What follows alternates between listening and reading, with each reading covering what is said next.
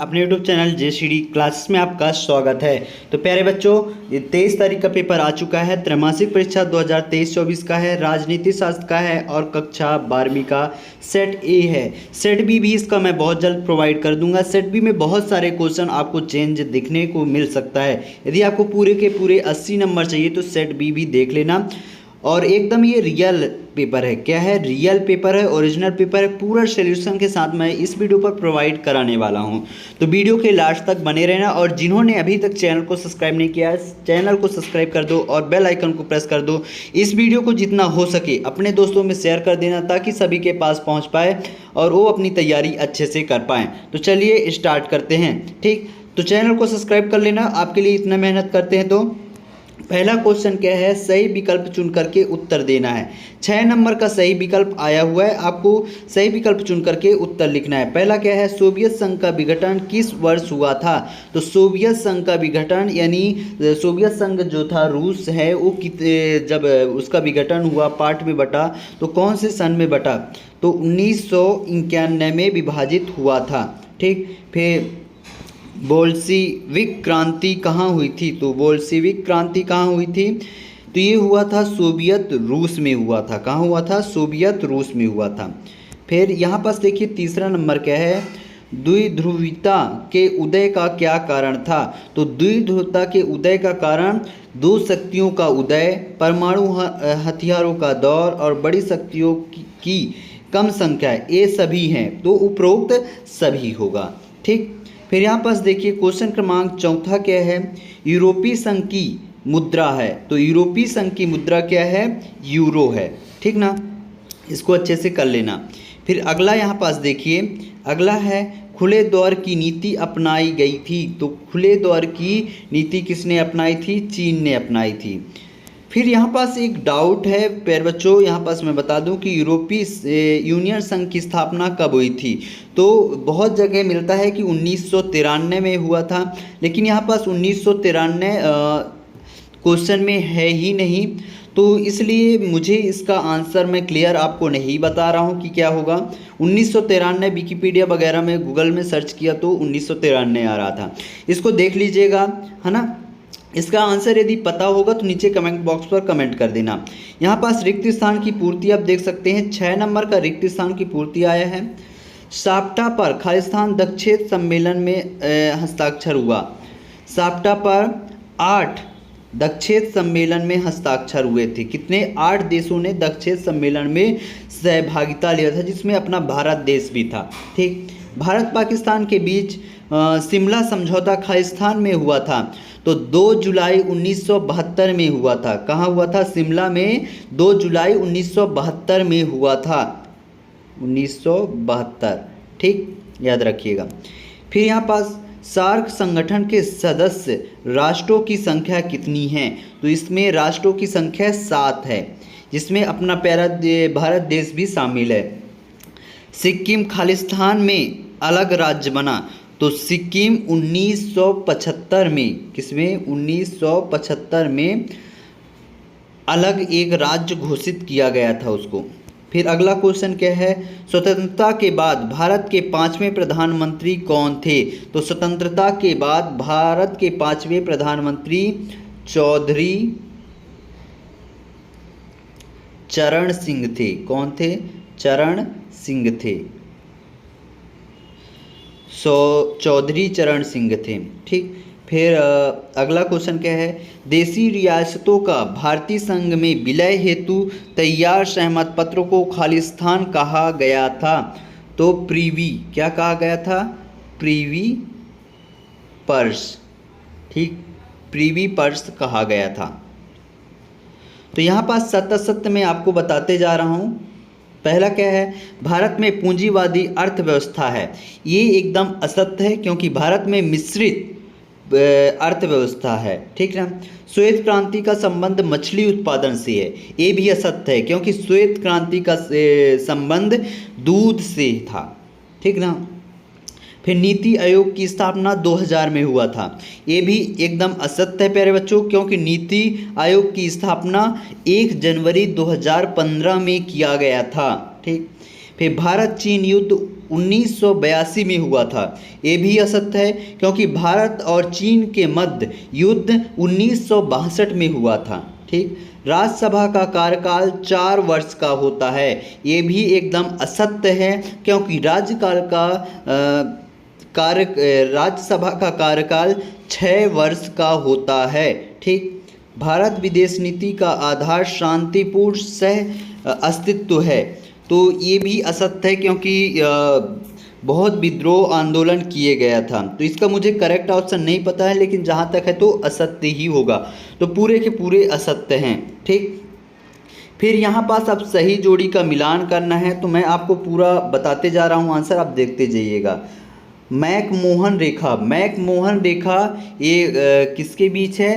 तो भारत और चीन के बीच। किसके बीच? भारत और चीन के बीच। ये 890 किलोमीटर का है। कितना? 890 किलोमीटर का है भारत और चीन के बीच। आसियान का मुख्यालय कहाँ है? जकार्ता में है। जकार्ता इंडोनेशिया में है, तो जकार्ता में है। ठीक ना। आसियान की स्थापना कब हुई थी? तो अगस्त 1967, यानी 8 अगस्त 1967 में हुआ था। 18वां दक्षेद सम्मेलन कहाँ हुआ था? तो नेपाल में हुआ था। कहाँ हुआ था? नेपाल में हुआ था। कारगिल युद्ध कब हुआ था? तो 1999 में हुआ था। कब हुआ था? 1999 में हुआ था।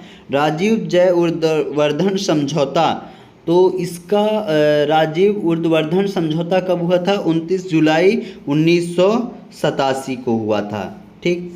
फिर मुक्त व्यापार संधि का क्या उद्देश्य था? व्यापार को अधिक उदार बनाना। क्या था? व्यापार को अधिक उदार बनाना था।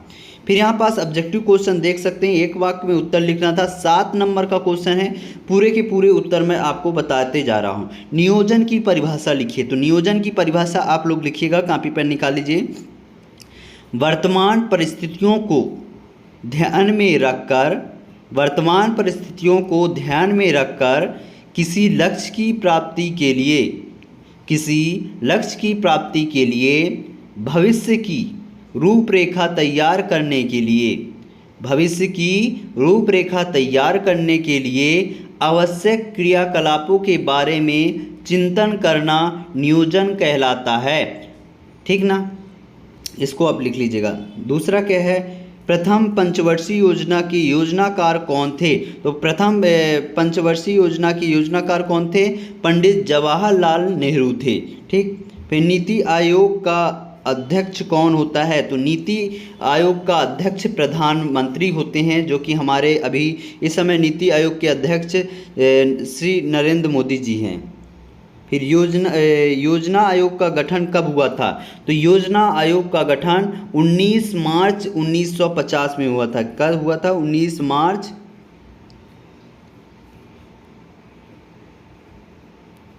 1950 में हुआ था। ठीक। फिर विदेश नीति क्या है? तो विदेश नीति क्या है, इसको आप लिखिएगा। विदेश नीति दूसरे देशों के साथ आर्थिक, राजनीतिक, सामाजिक तथा सैनिक विषयों पर पालन की जाने वाली नीतियों का एक समुच्चय है। क्या है? विदेश नीति दूसरे देशों के साथ आर्थिक, राजनीतिक, सामाजिक तथा सैनिक विषयों पर पालन की जाने वाली नीतियों का एक प्रमुख समुच्चय है। ठीक। फिर अगला क्वेश्चन क्या है? भारत का प्रथम परमाणु परीक्षण कब हुआ था? तो भारत का प्रथम परमाणु परीक्षण 18 मार्च 1974 में किया गया था। कब किया गया था? 18 मार्च 1974 में किया गया था। पोखरण एक राजस्थान का जगह है, तो पोखरण में किया गया था। पोखरण राजस्थान में किया गया था। 18 मार्च 1974 में पोखरण राजस्थान में किया गया था। ठीक। फिर शिमला समझौता कब हुआ था? तो शिमला समझौता 2 जुलाई 1972 में किया गया था। कब किया गया था? 2 जुलाई 1972 में किया गया था। तो पूरे ऑब्जेक्टिव के आंसर मैंने बता दिए हैं। क्या है? छठवां क्वेश्चन क्या है? सोवियत प्रणाली के कोई दो दोष लिखिए। क्या लिखना है? सोवियत प्रणाली के कोई दो दोष लिखना है। और इसके अथवा में क्या है? शार्क थेरेपी क्या थी लिखना है। तो ये 2 नंबर का क्वेश्चन था बच्चों, बहुत ही सरल था। क्वेश्चन क्रमांक 7वां क्या है? दो ध्रुवता का अर्थ लिखना है। और इसके अथवा में क्या है? दो ध्रुवता के उदय के क्या कारण हैं उसको लिखना है। फिर अगला क्वेश्चन, सार्क संगठन की स्थापना कब व कहाँ किया गया था? ठीक, और इसके अथवा में क्या है? ताशकंद समझौता कब व कहाँ किया गया था, यानी कब किया गया था और किस जगह पर किया गया था, किस जगह पर मीटिंग हुई थी। फिर प्रश्न क्रमांक 9 क्या है? शिमला समझौता कब व कहाँ हुआ था? ठीक, फिर यहाँ पास इसके अथवा में क्या है? भारत के पड़ोसी देशों के नाम, जैसे भारत, पाकिस्तान हो गया, चीन हो गया, और आपका भूटान, नेपाल, बांग्लादेश, ये भारत के पड़ोसी देश ही हैं, है ना।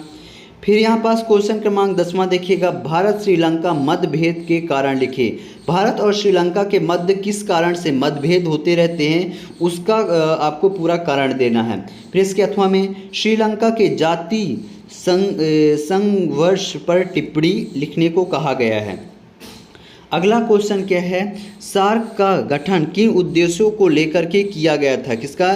सार्क का गठन किन उद्देश्यों को लेकर के किया गया था? ये भी महत्वपूर्ण क्वेश्चन है। इसके अथवा में क्या है? साप्टा क्या है? इसके प्रमुख 2 उद्देश्य लिखने को कहा गया है। ठीक, फिर यहाँ पास अगला क्वेश्चन देखिए, पूंजीवादी अर्थव्यवस्था व समाजवादी अर्थव्यवस्था क्या होती है? इसके अथवा में क्या है? नीति आयोग का गठन किन उद्देश्यों को लेकर के किया गया था?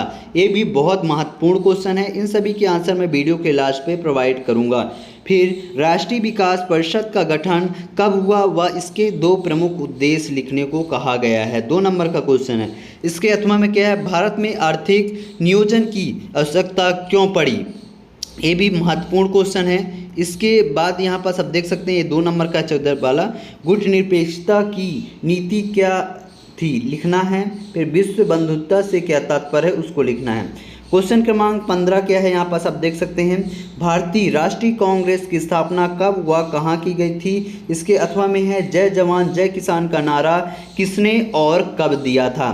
तो इसका पूरा का पूरा आंसर मैं यहाँ पास आपको बताने वाला हूँ। तो चलिए आंसर स्टार्ट करते हैं, फिर इसके बाद अगले प्रश्न देखेंगे। ठीक, तो यहाँ पास देख सकते हैं ऑब्जेक्टिव प्रश्न क्रमांक 5वें का यहाँ पास पूरा उत्तर दिया गया है, पहला, दूसरा, तीसरा, चौथा, है ना। तो इसको आप अच्छे से देख लीजिएगा और अच्छे से लिख लीजिए। ठीक, जो बच्चे ना देख पाए हों तो इसको लिख लीजिएगा। फिर यहाँ पास देखिए अगला क्वेश्चन क्या है? अगला क्वेश्चन अपने पास था प्रश्न क्रमांक 6वां कि सोवियत प्रणाली के कोई 2 दोष लिखने को कहा गया था। सोवियत संघ प्रणाली के कोई 2 दोष। तो यहाँ पास हमने आपको 4 दोष बताए हैं। 4 दोष आपको कम से कम याद करके जाना है। वैसे 2 नंबर का है तो 2 दोष ही लिख देंगे तो भी आपको पूरा नंबर मिल जाएगा, लेकिन आप 4 दोष याद करके जाइएगा। ठीक, ये सभी के सभी क्वेश्चन बहुत ही महत्वपूर्ण हैं। पूरे के पूरे आंसर मैं आपको प्रोवाइड कराने वाला हूँ, तो पूरे अच्छे से देखते जाइएगा।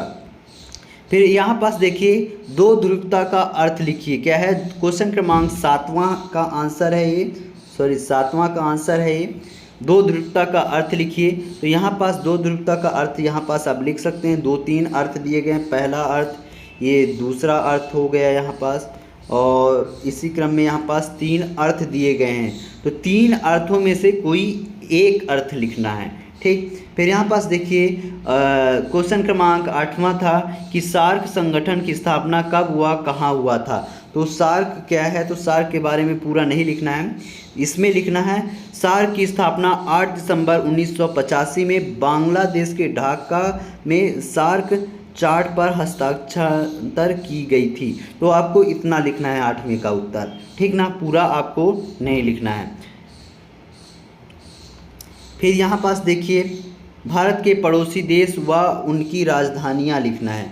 तो भारत के पड़ोसी देशों के नाम बताना था, उनकी राजधानियाँ आपको नहीं लिखना है। तो भारत के पड़ोसी देश कौन कौन से हो गए? पाकिस्तान, अफगानिस्तान, चीन, नेपाल, भूटान।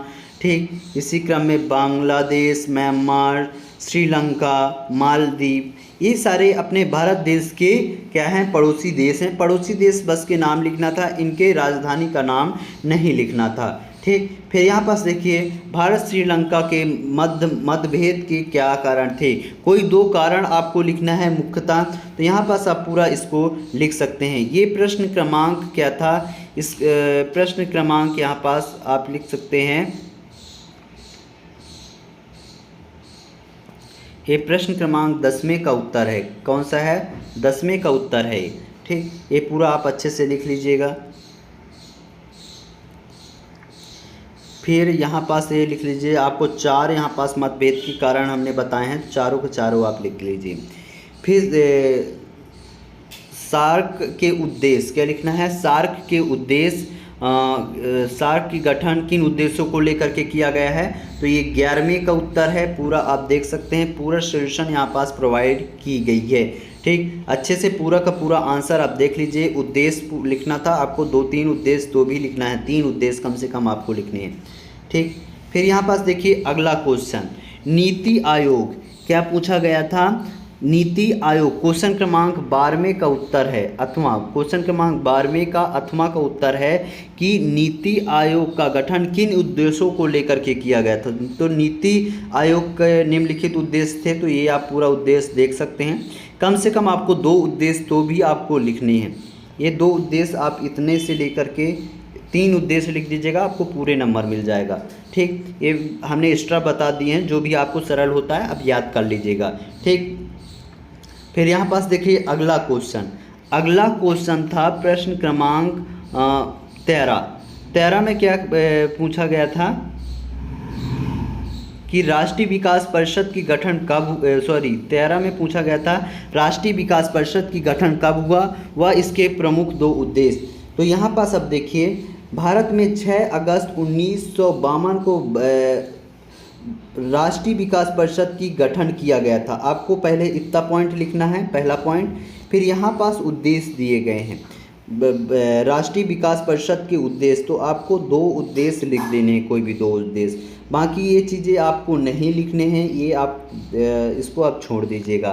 ठीक, फिर यहाँ पास देखिए क्वेश्चन क्रमांक 14 क्या है, 14 का ये आंसर है कि गुट निरपेक्ष नीति क्या थी, लिखिए। तो गुट निरपेक्ष नीति के बारे में लिखना है, तो गुट निरपेक्ष नीति की यहाँ पास परिभाषा यहाँ पास दे दिया गया है, फिर इसके बारे में यहाँ पास लिखा गया है पूरा विधिवत, इसको आप अच्छे से लिख लीजिएगा। फिर अगला क्वेश्चन क्या है, प्रश्न क्रमांक 15।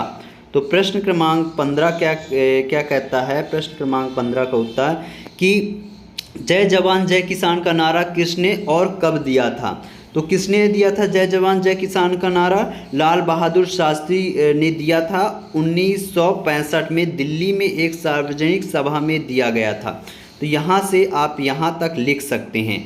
ठीक, चैनल को सब्सक्राइब कर लो और बेल आइकन को प्रेस कर देना, ताकि समय समय पर वीडियो का नोटिफिकेशन आपको मिलता रहे। इस वीडियो को जितना हो सके अपने दोस्तों में शेयर करना, और हाँ, इसका आंसर आपको यदि चाहिए तो नीचे डिस्क्रिप्शन पर लिंक दे दूंगा, वहां से आप लोग डाउनलोड कर सकते हैं। तो चलिए स्टार्ट करते हैं। यहाँ से लघु उत्तरी प्रश्नों के उत्तर आपके स्टार्ट हो जाते हैं। तो 16वां नंबर क्या है, विश्व के 4 सैनिक संगठनों के नाम लिखना है, वह उनके गठन के क्या उद्देश्य थे, उसको लेकर के आपको समझाना है। ठीक, तो ये 3 नंबर का क्वेश्चन है अति लघु उत्तरी। इसके अथवा में क्या है, भारत और रूस के संबंधों से भारत को किस प्रकार लाभ प्राप्त होता है, इसके बारे में आपको लिखना है। क्वेश्चन क्रमांक 17 क्या है, इन सभी के आंसर बच्चों मैं बता रहा हूँ, वीडियो के लास्ट पे मिलेगा, जा करके आप देख लीजिएगा। भारत आसियान संबंधों की व्याख्या कीजिए, और क्या है, भारत आसियान संबंधों की व्याख्या करना है। और इसके अथवा में क्या है, यूरोपीय संघ क्या है, इसको समझा करके आपको लिखना है। 3 नंबर का क्वेश्चन है। फिर यहाँ पास देखिए क्वेश्चन क्रमांक 18वां क्या है, दक्षिण एशिया के शांति व सहयोग में भारत की भूमिका को लिखना है। 3 नंबर का क्वेश्चन है। इसके अथवा में क्या है, भारत नेपाल संबंधों की व्याख्या करना है। भारत और नेपाल की संबंध कैसी है, उसके बारे में पूरा विधिवत व्याख्या करना है। ठीक, वर्तमान में भारत की कितने राज्य व केंद्र शासित प्रदेश हैं, केंद्र शासित प्रदेशों के नाम लिखिए। यानी भारत में 28 राज्य 29 राज्य और 28 राज्य और 7 केंद्र शासित प्रदेश हैं, जिनके नाम व उनके पड़ोसी देशों के नाम लिखें। केंद्र शासित प्रदेशों के नाम लिखना है। ठीक, यहाँ पास स्वतंत्रता के बाद भारत में विदेशी रियासतों के विलय में क्या समस्याएं थी, पूरा इसको विस्तार पूर्वक आपको लिखना है। 3 नंबर का क्वेश्चन था। फिर क्वेश्चन क्रमांक 20 से आपके दीर्घ उत्तरीय क्वेश्चन स्टार्ट हो जाते हैं, जो कि 4 नंबर के क्वेश्चन निर्धारित किए गए हैं। क्वेश्चन क्रमांक 20 क्या है, यूरोपीय यूनियन का गठन कब हुआ था, इसके प्रमुख उद्देश्यों को समझा करके लिखना है। यानी यूरोपीय यूनियन का गठन कब हुआ और उनके उद्देश्य लिखना है। या कि अथवा में आप लिख सकते हैं आसियान के प्रमुख उद्देश्य क्या क्या हैं, उसकी व्याख्या करना है। फिर आप क्वेश्चन क्रमांक 21 पर नज़र डालिए। निम्नलिखित पर टिप्पणी लिखना है, शरणार्थी समस्या और विलय पत्र, ठीक, इस पर आपको टिप्पणी लिखना है। फिर इसी क्रम में इसके अथवा में क्या है, राज्य पुनर्गठन आयोग की मुख्य सिफारिशें क्या थी, समझा करके आप लोग को लिखना है। फिर प्रश्न क्रमांक 22वां क्या है, पड़ोसी देशों के साथ भारत के संबंधों की व्याख्या करना है। यानी भारत चीन के बीच कैसे संबंध है, पाकिस्तान के साथ कैसे संबंध है, भूटान, नेपाल, म्यांमार, है ना, चीन, ये सभी के साथ हमारा भारत का संबंध कैसा है, इसको विस्तार पूर्वक लिखना है। इसके अथवा में क्या है, दक्षिण एशिया के देशों में सार्क की भूमिका क्या है, उसको आपको लिखना है। अगला क्वेश्चन आप देख सकते हैं, भारतीय विदेश नीति के निर्धारक तत्वों की व्याख्या करना है। और इसके अथवा में क्या है, विदेश नीति क्या है, भारतीय विदेश नीति के प्रमुख उद्देश्यों के सिद्धांतों को समझा करके आप लोग को लिखना है। 4 नंबर का क्वेश्चन है। तो इन सभी के आंसर आपको वीडियो के लास्ट पर यहाँ पर मैं आपको प्रोवाइड कराने वाला हूँ। तो चलिए पूरे आंसर हम देखते हैं। तो यहाँ से आपका आंसर स्टार्ट हो जाता है, ठीक। तो यहाँ पास आप देख सकते हैं कि भारत रूस रक्षा सहयोग में बदले के स्वरूप, यानी ये क्वेश्चन क्रमांक 16 का आंसर है, ठीक, कि भारत रूस के भारत संबंध से क्या क्या लाभें हुई हैं। तो ये पूरा यहाँ पास आप देख सकते हैं, ठीक, हथियारों का लेन देन, ये सभी चीज़ें हैं, अपने को यही सब चीज़ें लाभ मिलती हैं। तो ये पूरा आपको प्रश्न क्रमांक 16 के अथवा का आंसर ये पूरा विधिवत यहाँ पास दिया गया है, ठीक। फिर अगला क्वेश्चन क्या है, अगला क्वेश्चन है क्वेश्चन क्रमांक 17। क्वेश्चन क्रमांक 17 का ये अथवा का आंसर है, किसका, अथवा का आंसर है। क्या क्वेश्चन है, यूरोपीय संघ क्या है, समझा करके लिखिए। तो यूरोपीय संघ का परिचय यहाँ पास दिया गया है, यूरोपीय संघ क्या है ना, इसको आप लिख सकते हैं पूरा अच्छे से, यूरोपीय संघ के बारे में दिया गया है। फिर यूरोपीय संघ के लक्ष्य भी लिख देंगे, तो विस्तार पूर्वक समझाना, तो लक्ष्य भी लिख देंगे, तो भी आपको बहुत अच्छा, आपको आंसर में एक अच्छा चीज़ देखने को मिल सकता है, ठीक। तो ये सभी आप लिख लीजिएगा। वीडियो को रोक करके ये PDF मैं व्हाट्सएप ग्रुप पर डाल दूंगा या टेलीग्राम पर डाल दूंगा। फिर यहाँ पास आप देख सकते हैं यूरोपीय संघ के कार्य, यूरोपीय संघ के कार्य भी आप इसको लिख लीजिएगा, ये भी बहुत अच्छा इफेक्ट पड़ेगा आपकी, ठीक, इसको अच्छे से लिख लीजिएगा। ये क्वेश्चन क्रमांक 17 के ही पूरे आंसर हैं, ठीक, थोड़ा बड़ा आंसर है लेकिन ये आंसर बहुत ही अच्छा है। फिर यहाँ पास देखिए क्वेश्चन क्रमांक ये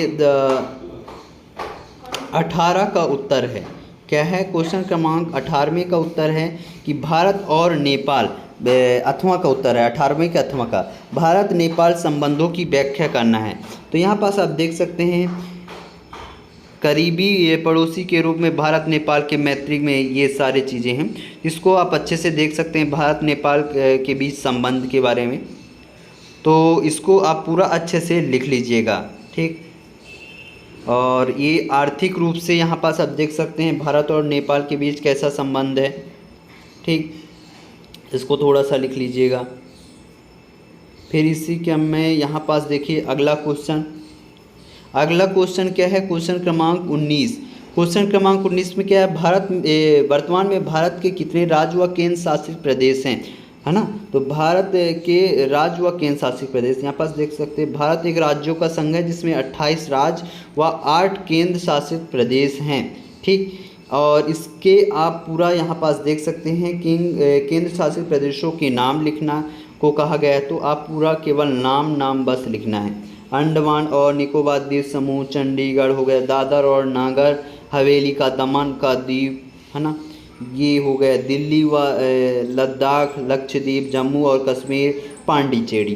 तो इस तरीके से 8 नाम आप लिख लीजिएगा केवल केंद्र शासित प्रदेशों के नाम बस लिखना है, बाकी आपको एक कॉलम वगैरह नहीं बनाना है। फिर यहाँ पास देखिए क्वेश्चन क्रमांक 20वां क्या कहता है। क्वेश्चन क्रमांक 20वां का ये 8वां का आंसर है कि आसियान के प्रमुख उद्देश्य आपको लिखने के उद्देश्यों की व्याख्या करने को था, तो आप ये उद्देश्य आप लिख दीजिएगा। उद्देश्य भर लिखने से भी आपको नंबर मिल जाएगा, लेकिन उद्देश्य की व्याख्या करना था तो उद्देश्य भर आप लिख दीजिए। फिर यहाँ पास अगला क्वेश्चन क्या है, क्वेश्चन क्रमांक 21। क्वेश्चन क्रमांक 21 का ये आंसर है, 8वें का आंसर है कि यहाँ पास आप देख सकते हैं सिफारिशों की राज्य पुनर्गठन अधिनियम द्वारा कैसे कार्य स्वरूप दिया गया था, है ना। तो ये पूरा आंसर है, यहाँ आप पूरा देख लीजिएगा, इसको पूरा यहाँ तक लिख लीजिएगा, ठीक। सिफारिश वाला का आंसर है।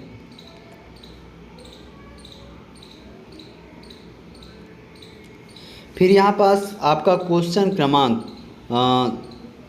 22वां स्टार्ट हो जाता है। क्वेश्चन क्रमांक 22वें का आंसर है ये, है ना। 22वें का ऊपर वाला है कि पड़ोसी देशों के साथ भारत का कैसा संबंध है। तो पड़ोसी देशों के साथ भारत का संबंध आप देख सकते हैं, ये थोड़ा इंट्रोडक्शन आपको लिखना है यहाँ पास।